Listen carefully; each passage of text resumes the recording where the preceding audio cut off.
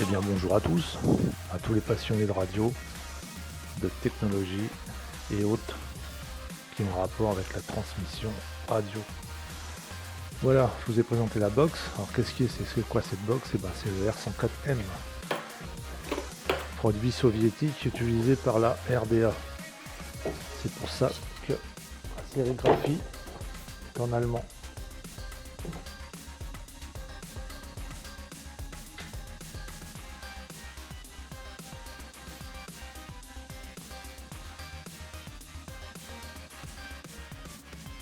Et un transceveur. Nous allons voir en détail. Alors pour l'affichage des fréquences, voilà, je ne sais pas si on va bien voir, parce qu'entre les jours et les contre-jours, sa fréquence entre 1 watt et 10 watts de sortie. Donc il existe en deux bandes. Alors deux bandes, nous allons changer de bande. Nous voyons ici de 1,5 à 2,8 MHz et ici de 2,8 MHz à 4,250.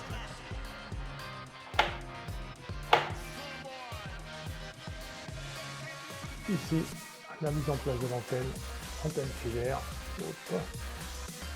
avec le contrepoids, et ici le réglage pour affiner l'antenne. Deux verriers, les deux fiches de combiné pour mettre les combinés, et la prise pour l'alimentation, cette fameuse alimentation que je vais vous montrer ici,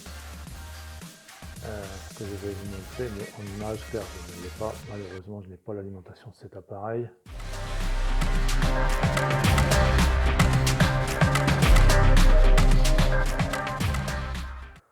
Qui est compliqué à trouver.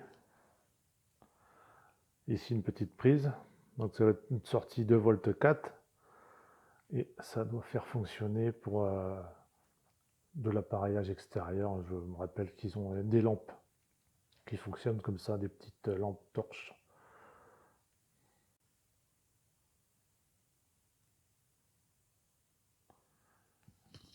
Donc ici vous aurez les contrôles, le contrôle des tensions de sortie qui s'affiche automatiquement, j'imagine, sur le cadran qui est ici, avec la lampe pour le cadran, l'image du cadran.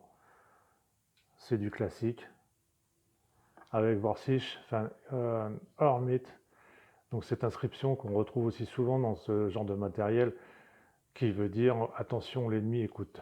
On le retrouve assez souvent. Voilà. Donc j'étais obligé de vous faire montrer l'intérieur de cet appareil. C'était obligatoire. Pour vous montrer la qualité quand même, qui est toujours sur ce genre d'appareil.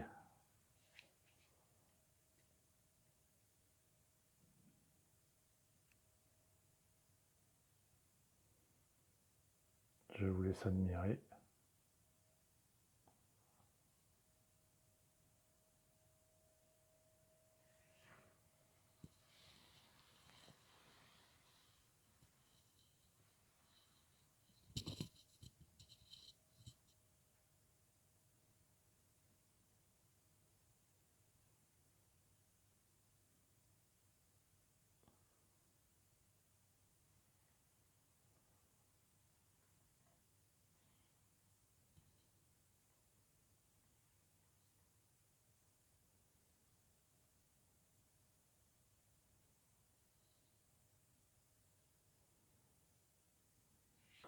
Alors je vais vous extraire un des tubes.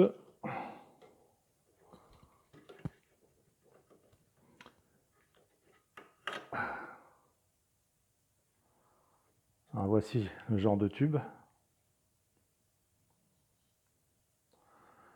Ouais, donc nous sommes bien sur ces tubes là. Et nous voyons bien, nous sommes sous l'ère soviétique. On va le remettre.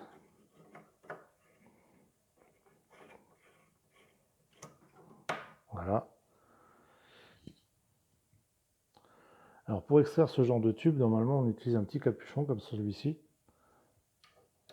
C'est ça qui se visse.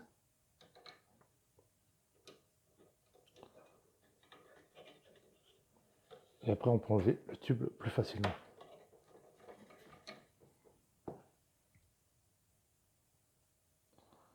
J'en extrais un autre. Voilà.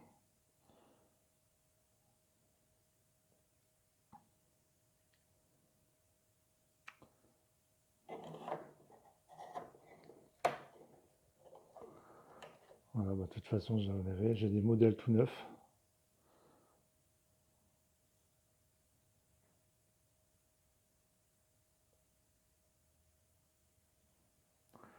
Et ce modèle-ci qui est une...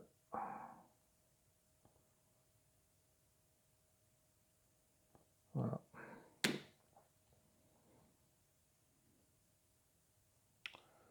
Voilà, c'est avec cette image que je vous quitte. J'aurais bien voulu le faire fonctionner, mais sans Alim, ça va être compliqué. Ça sera peut-être pour une prochaine fois, enfin j'espère. Allez, 73, ciao.